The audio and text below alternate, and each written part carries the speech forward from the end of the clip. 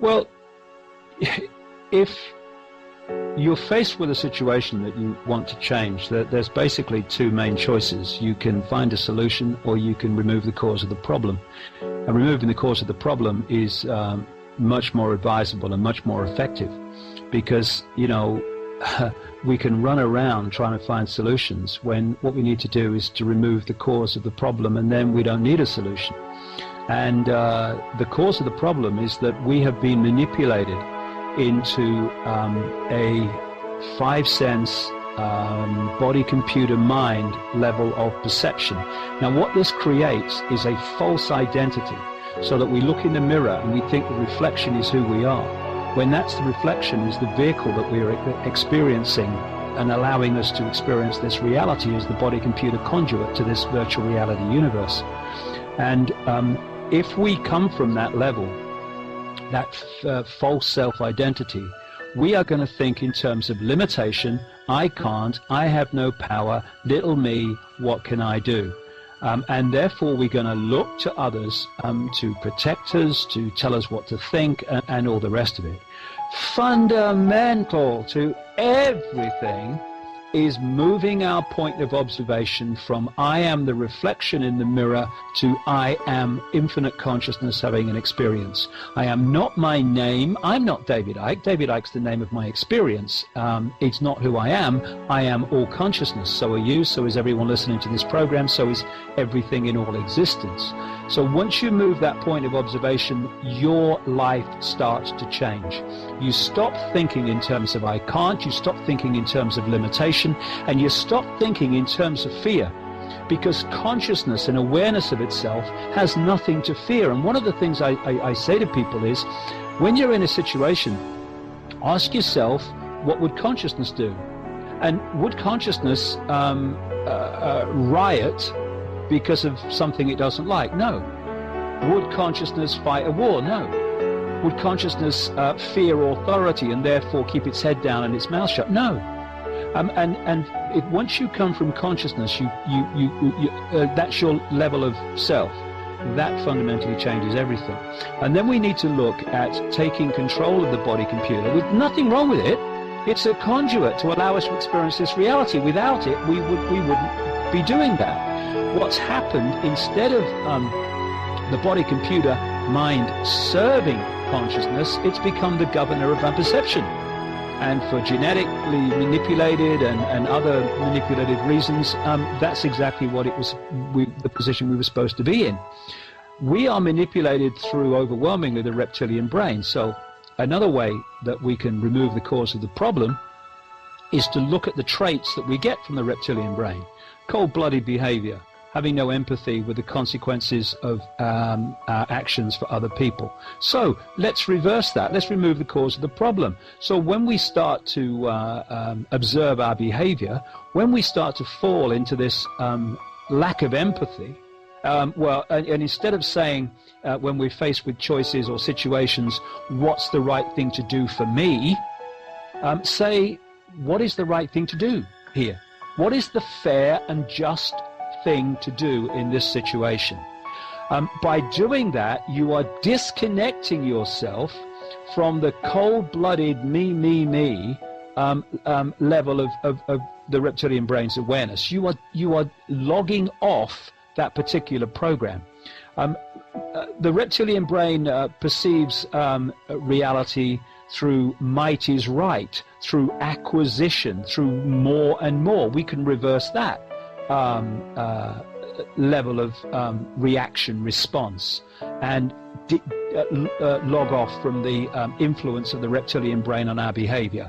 And crucially, in all this, we can stop reacting emotionally through, quote, as scientists say about the reptilian brain and what we get from it, we can stop reacting from primitive emotional responses.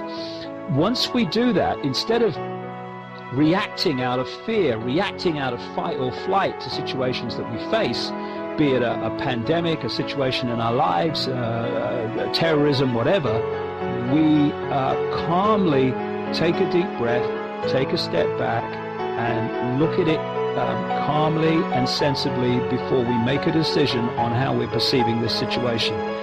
by doing that, we are disconnecting ourselves from one, if not the major mechanism of human control, which is to trigger these primitive emotional responses, all of them based on fear and the survival mechanism.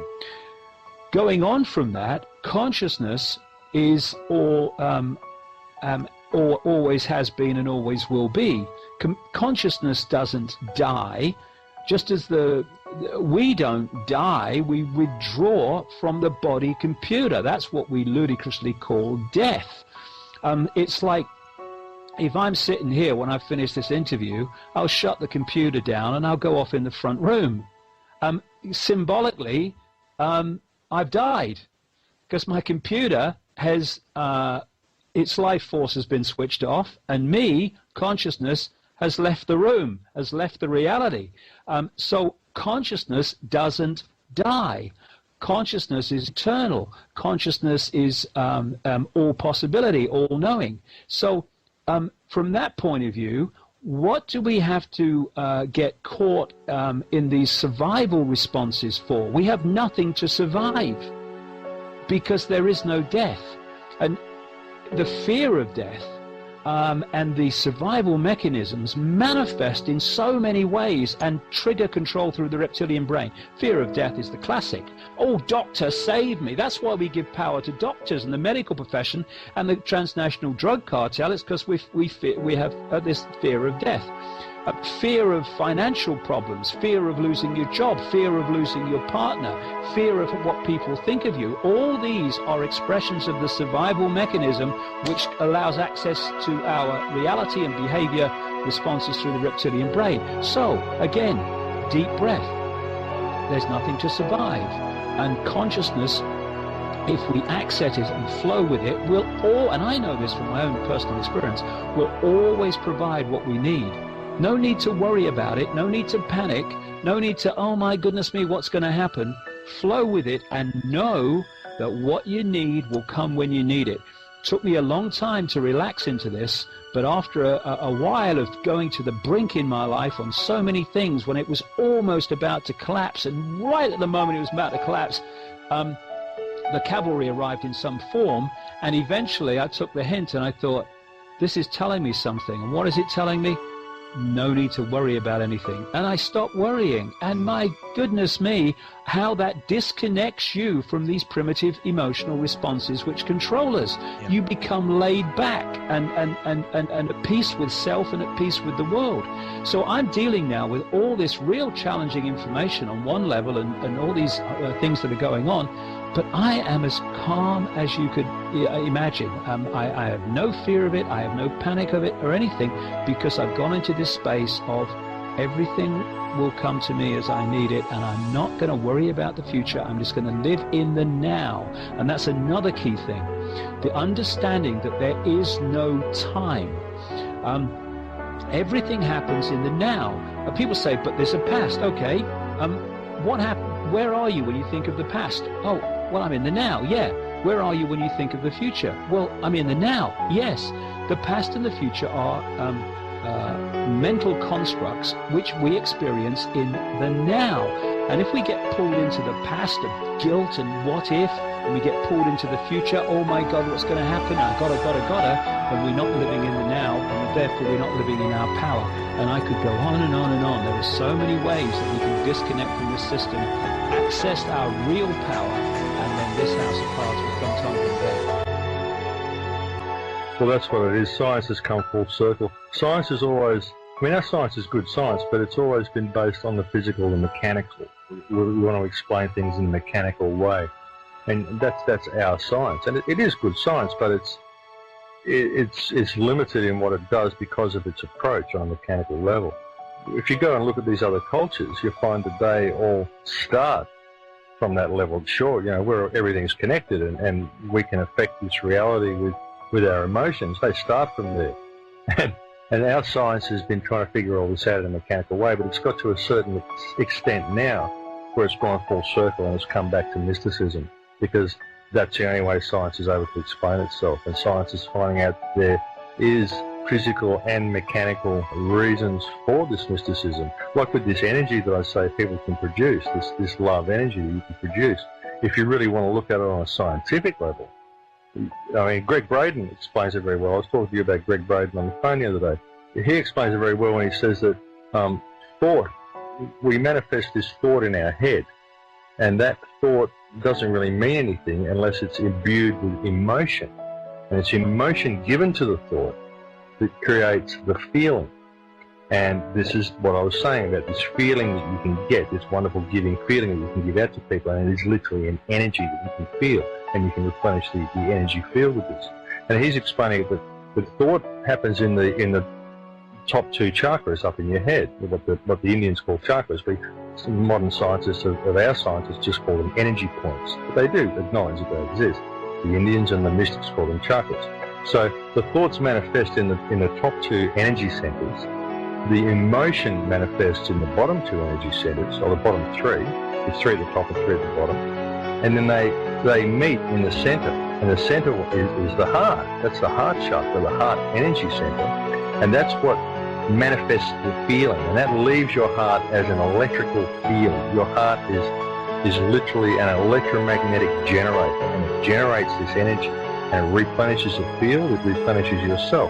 You can feel it when you do something compassionate, when you do something really good for someone. You can feel this stuff in your body. You get that great feeling. And if you think about it, it's a physical, tangible, electrical field that you've just generated. And it's been generated by your heart. That's what your heart does. And that's where the feeling comes from. That's where the emotion comes from. If you can realize that if you imbue a thought with emotion, it becomes this heart frequency that you give out, and that's how it works. That's how you generate this electrical field, this energy field that I keep talking about to give to other people. That's how you do it.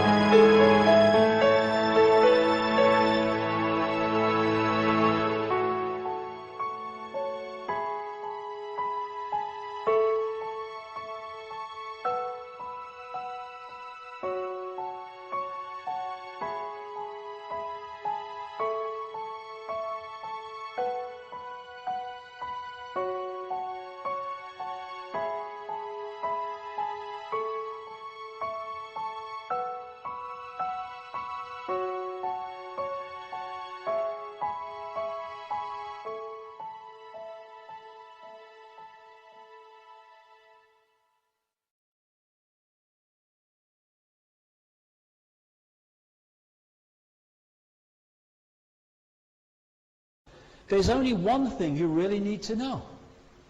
Infinite love is the only truth. Everything else is illusion.